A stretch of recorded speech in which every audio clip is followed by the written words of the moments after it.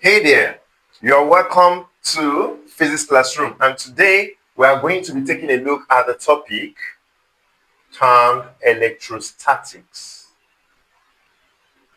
Electrostatics. This topic is coined from two words called electro and static. Electro is a Greek word which connotes or which means electron. An electron has to do with charges, that is, electric charges. While statics on its own means stationary or rest state. Joining both together, combining both together, we say charges at rest. Electrostatics, therefore, is a branch of physics that deals with electric charges at rest. I repeat, electrostatic is a branch of physics that deals with electric charges at rest. So that's that about the definition of electrostatics. Now, every material substance is made up of what we call atom. Atom. What is atom? An atom is the smallest indivisible particle of a substance. The smallest indivisible particle of a substance, which can be illustrated like this. This is the nucleus of the atom. You have some entities inside the nucleus. Then we have the electron revolving around the atom. So this is a positively charged proton of the atom.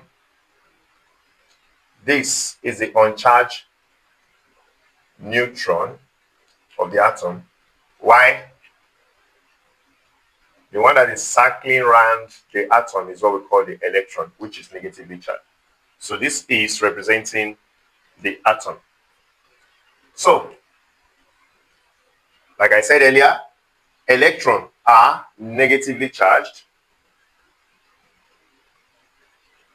Protons are positively charged particles of the atom, while neutrons are uncharged or neutral. So please take note of that. Very, very important. Now, I said atoms are the smallest indivisible particle of a substance. There's what we call ions. Ions. Ions are atoms. All right? They are atoms with electric charges. Ions are atoms with electric charges. Now, ions are divided into two. We have the cations and the anions. The cations are the ions that are positively charged. That is, cations are positively charged ions, while anions are negatively charged ions. Example of this, cations, we can have Ca2+. This is a positively charged ion, while we can have Cl-, this negatively charged ion, which is an example of anion. So let's take note of that.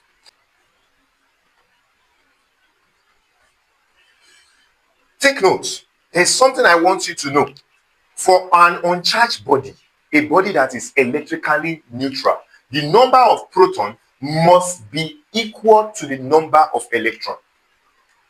For an electrically neutral body, the number of protons must be equal to the number of electrons. An atom is represented by this symbol. An atom is represented by this symbol, X. This A here at the top connotes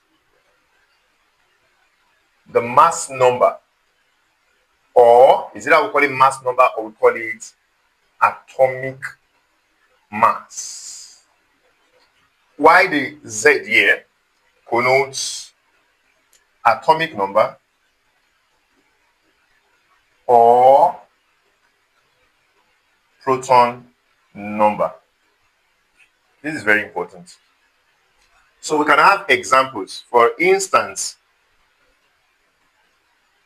helium, which is an element, number 2 element, is having the atomic number of 2. Then the mass number is 4. You can have this. Sodium is having the proton number or atomic number to be 11. Then the mass number to either be 23, 24, as the case may be. So we have others. Chlorine is having the atomic number of 17. Then the mass number of 35 could be 37, as the case may be. From here, to get our neutron number, that is number of neutron, will be equal to the atomic mass minus atomic number. For instance, number of neutron for sodium will be 23 minus 11. 23 minus 11, which is going to give me 12. So that's that for this. So please take notes. It is very important. Now, I told you earlier that cations are positively charged ions, while anions are negatively charged ions. There is another thing you must put in mind, which is very important. You should always know that when a body loses some of its electrons, it becomes positively charged. But on the other hand, when it gains excess electrons, it becomes negatively charged. Let's see this.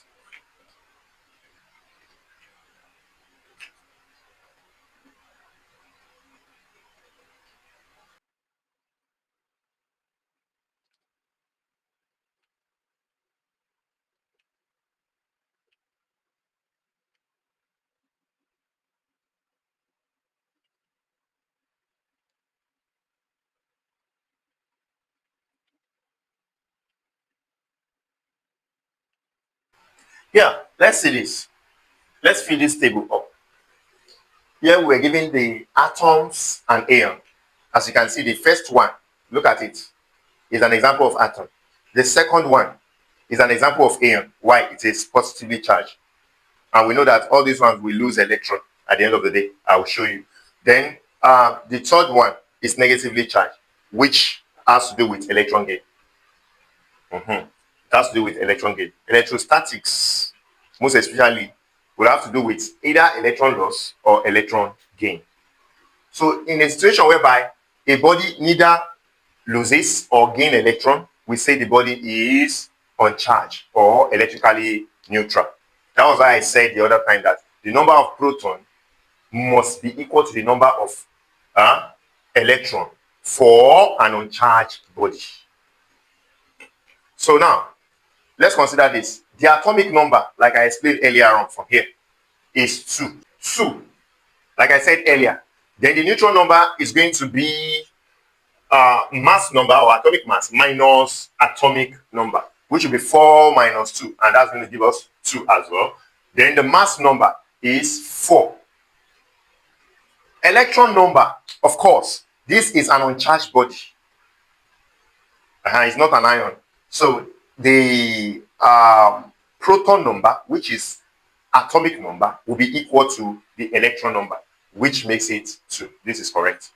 Now, for the second one, which is positively charged ion, sodium, the atomic number, of course, is 11. Neutron number will simply be mass number minus atomic number, which is going to be 12. The mass number, of course, is 23. While the electron number, mind you, a positively charged body will lose electron. So the electron will not increase, but it will reduce. What am I saying here? If this is the atomic number and it is 11, and this body is plus 2, like it is positively charged, we are going to deduct the 2 from 11, which will give us 9. That means the electron number will be 9, meaning that it has lost 2 electrons out of the 11. Had it been uncharged, the electron number would have been 11. But because it is positively charged, meaning that 2 of this we have to leave this to give us 9 electron number. So please take note. Then for this one, the atomic number is 17. Neutron number, 37 minus 17. That's going to be 18. 18. Then the mass number is 35. Electron number, you see, is negatively charged. When a body gains some electrons, it becomes negatively charged. That means it's going to gain extra. This is minus what? Minus 1. So it's going to gain extra 1. That one, we add it to the atomic number here. So it's going to be 18. I believe you understand. 18. So that's that about that. Yeah. You know, I said earlier that every material substance is made up of atoms. Then I also said that electrostatics has to do with charges at rest. Then we can group materials into 3 types. We have the conductor, depending on the mobility of charges. We have conductor, insulator. Then the intermediate between conductor and insulator is what we call semiconductor. But I'm not going to dwell more on semiconductor. I'm going to talk more about the conductor and the insulator based on the movement or mobility of charges. Now, we have the conductor, then insulator. Let's differentiate between the two. For conductor, we say conductors are materials with free moving electron. They are materials with free moving electrons. What about insulator? Insulators.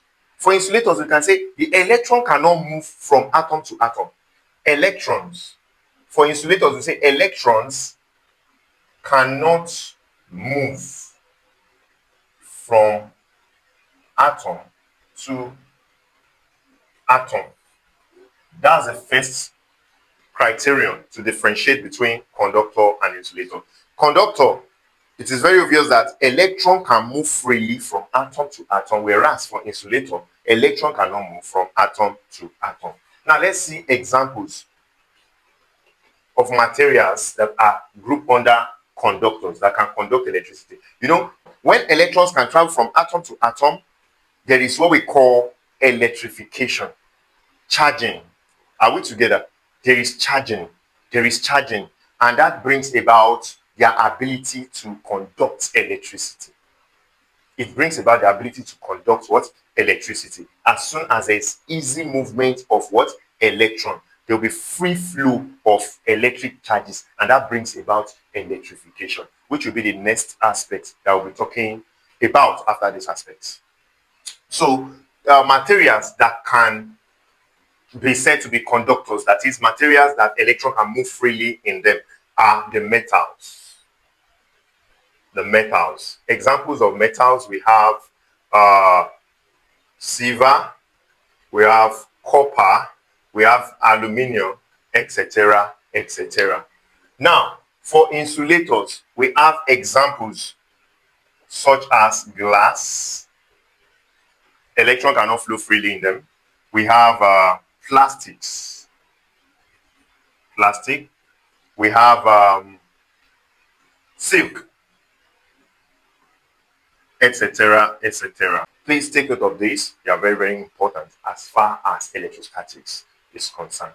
So we now move to something more unique, and that's what we call the law of electrostatics. Law of electrostatics. What does it state? The law of electrostatics states that unlike charges attracts while like charges repel. Unlike charges attract while like charges repel. Unlike charges. When we say unlike charges, we can have positive, negative. They are unlike what? Charges. They attract at the end of the day. Whereas like charges, which could be positive, positive, or negative, negative, they what? Repel at the end of the day. Unlike charges attracts,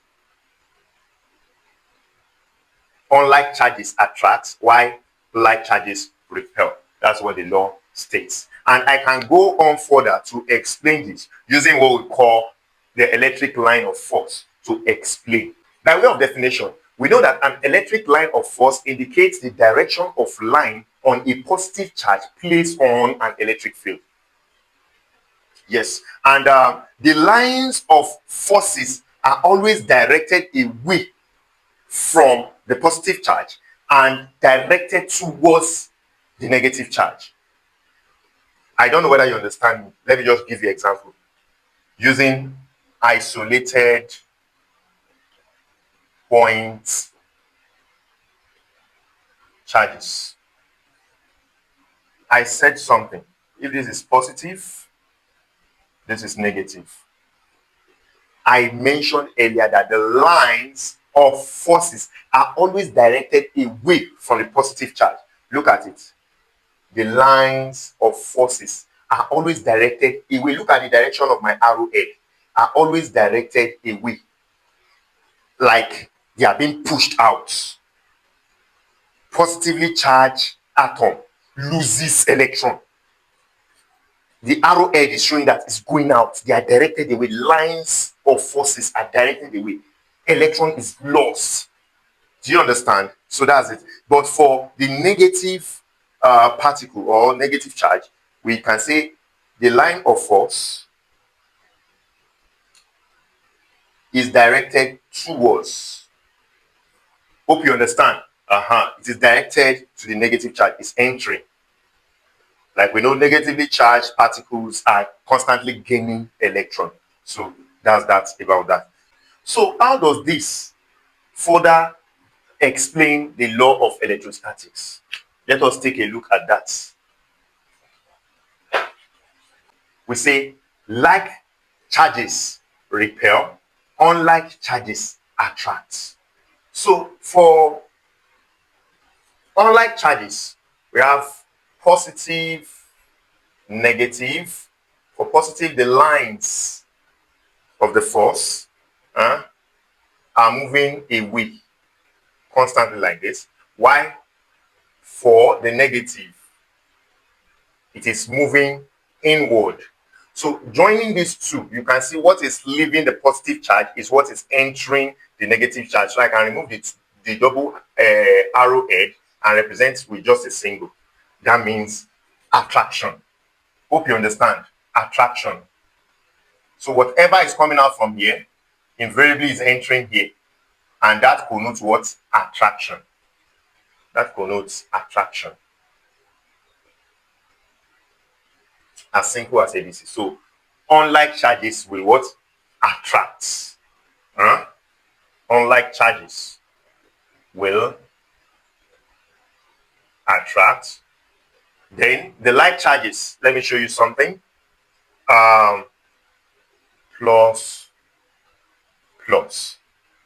For those of you writing JAM, you would have come across stuff like this in your JAM series.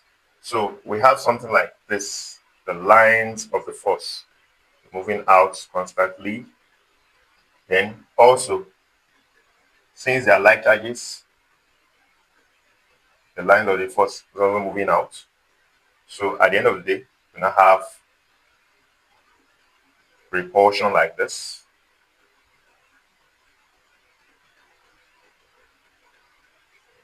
Why? No one is entering the other, and that brings about repulsion. They are not going to attract. So we have stuff like this. Take note of it. So I've used the electric line of force, the concept of electric line of force, to explain law of electrostatic, which states that unlike charges attract, whereas the like charges repel. So that's that about that. Let's move to the next aspect, which is electrification.